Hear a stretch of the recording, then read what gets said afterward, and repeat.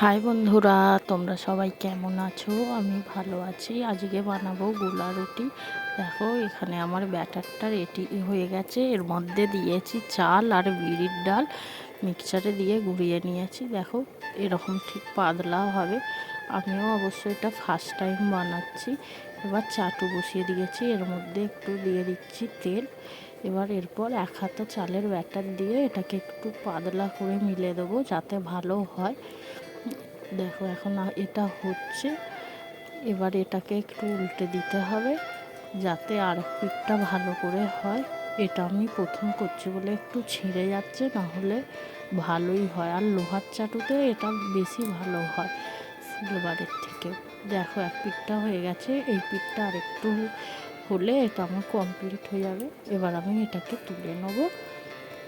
আর তুলে দেখো এখানে আমি ভালো করে রাখছি। দেখো আবার এর মধ্যে একটু দিয়ে দেবো তেল, তেলটা ভালো করে মাখিয়ে নেবো। আবার দিয়ে দেবো এক হাতা ব্যাটার। এবার এক হাতা ব্যাটার দিয়ে দেবো, এটাকে আবার পাতলা করে মিলে দেবো। যত পাতলা করে মেলা হবে ততই ভালো। আর এখানে এটা আমি কাঁঠাল পাতা ইউজ করছি, এটা শিখেছি আমার শাশুড়ির থেকে। তো কাঁঠাল পাতা দিয়েই মিলে দিচ্ছি ভালো করে। দেখো ভালো করে গোল করে মেলা হয়ে গেছে। এবার এই পিঠটাও হয়ে গেলে আমি উল্টে দেবো আবার। এখন আমি এটাকে উল্টাবো।